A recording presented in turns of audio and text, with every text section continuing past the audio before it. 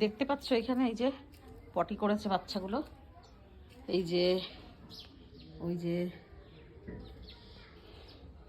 ওই যে কোদাল, আমার বাড়িতে কোদাল নেই, জোগাড় করতে হলো কোদাল ঝাঁটা। তো আমি ওদের খেতে দিই, তো এটা নিয়ে অনেক নালিশ সমালোচনা চলছে। সকাল থেকে বিছনা থেকেই শুনতে পাই লোকের গাল। এই পটিমটি আমাকেই পরিষ্কার করতে হবে, এদিকে সুইপারকে ডাকলে আসে না, পয়সা দিয়ে করালেও আসতে চায় না। তো এখন এই পরিষ্কার করব, করে স্নান করবো। এখন 4টে বাজে, তো এখন আমি সুইপার হয়ে গেছি, যেহেতু খেতে দিই। মা তো আসলে কেউ মারবে বিনা কারণে ওদেরকে, সেটা তো আমি দেখতে পারবো না। এই যে এসে গেছে, পটি করেছিস আর আমাকে দিয়ে পরিষ্কার করতে হবে। এই যে পটি কোদাল মোদাল নিয়ে এখানে হিসু করেছে, প্লাস্টিক ফেলেছে, এগুলো সব আমাকে করতে হবে। এখানে সব চক্রান্ত চলছে, সমালোচনা চলছে সারাদিন, সমস্ত কিছু। এখন এগুলো আমি পরিষ্কার করব, করে স্নান করে তারপরে তোমাদের সঙ্গে আবার কথা বলবো। তো এখন ওই কটা বাজে? 4:15। আমি 4:45-র সময় কাজে লেগেছি। তো দেখলে রাস্তার অবস্থা কি, পটি করেছে কুকুররা, ঠিক আছে? আমার ঘরের কুকুর ম্যাক্স, আমার ম্যাক্স এই পাড়ার অত্যাচারের জন্য আর 3 বছর 3.5 বছর হয়ে গেল আমার ম্যাক্স কোনোদিন বেরোতে পারেনি। একবার প্রথম বার করেছিলাম, ম্যাক্স পটি কখনোই বাইরে করে না, তাও আমরা স্কুপার নিয়ে নিয়ে ঘুরে বেড়াতাম, জানো তো? তাও আমাকে কথা শুনতে হয়েছে। একবারই বেরিয়েছিল, একবার কি দুবার। আর যখনই আমাদের এমনি কোথাও ঘুরতে যেতাম ম্যাক্সকে নিয়ে, তো আমাদের ঘরের দুয়ার থেকে ও গাড়িতে উঠতো, একদম যেখানে যাওয়ার সেখানে নামতো, আবার বাড়ির দুয়ারে নামতো। মানে ম্যাক্স বাইরের সঙ্গে আমরা কখনোই করি নাই। আমার যে লোকে বলবে আমার ঘরের কুকুর পায়খানা করে, সেটা নয়। মানুষের কথার জন্য আজকে আমি সুইপারও হয়ে গেলাম। গোটা রাস্তায় সবাই মিলে আমাকে, আমি পারলে না করতে পারতাম, এদের ভয়ে আমি করেছি সেটা নয়, করেছি যে রাস্তায় বাচ্চাটা আবার আমি দেখতে চাই এরপরে কারা করে। এরপরে কুকুরে পটি করলে তখন এখন আমাকে নালিশ করছে আমি ঘরে থাকতে দিই, আমি খেতে দিই, তাই জন্য। পরে যখন করে তখন কাকে নালিশ করে? আমি তো পুরো নিট অ্যান্ড ক্লিন, এমনকি এই মাথা থেকে ওই মাথা পর্যন্ত ফিনাইল দিয়ে ধুয়ে দিলাম।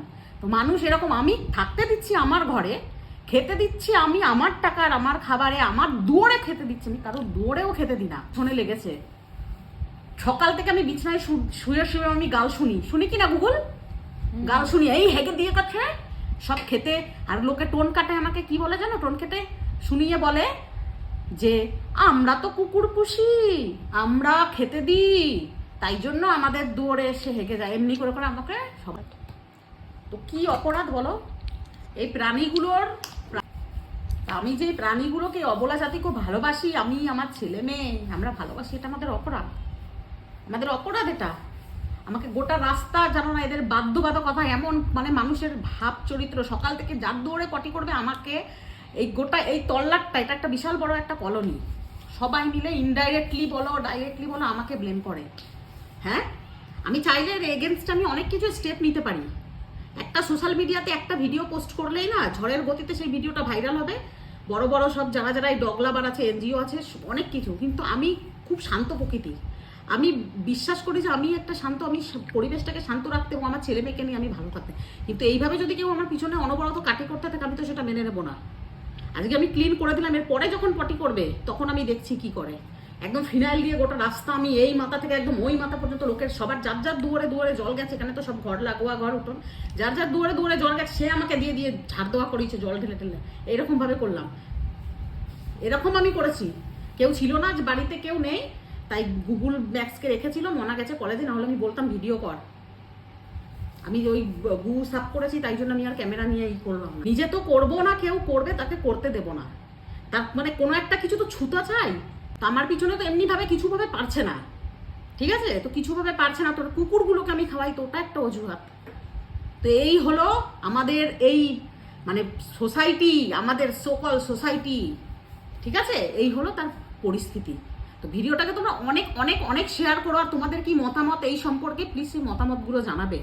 এগুলো একটু সচেতনতা হয়ে আমরা সব যারা এই স্ট্রিট ডগ, যারা আমাদের এই মানে ভালোবাসি, যারা এদের নিয়ে করতেছে, আমরা সবাই একজোট হয়ে এর নিয়ে আমাদের দরকার রুখে দাঁড়ানো।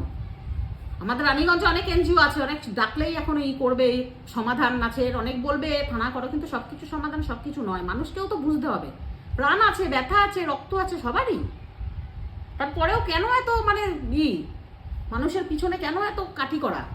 যে যার মতন থাকছে, আমি আমার ছেলে মেয়েকে নিয়ে থাকছি, ভালো থাকছি, আমি বুঝে পাই না। আমার ঘরে থাকতে দিচ্ছি, আমি আমার ঘরে শেল্টার দিচ্ছি, আমি যত্ন করছি, পায়খানা করছি। আজকে আমার ঘরে বমি করেছে সকালে একটা বাচ্চা, আমি ক্লিন করেছি, আমি কার কাছে বলতে যাবো? আজকে সকালে ঘুম থেকে উঠে দেখছি বমি করছে, বদহজম হয়েছে, গোটা গোটা ভাতগুলো খেয়েছে, চিকেন টিকেন সব সমস্ত বের করে দিয়েছে। আমি তো পরিষ্কার করেছি।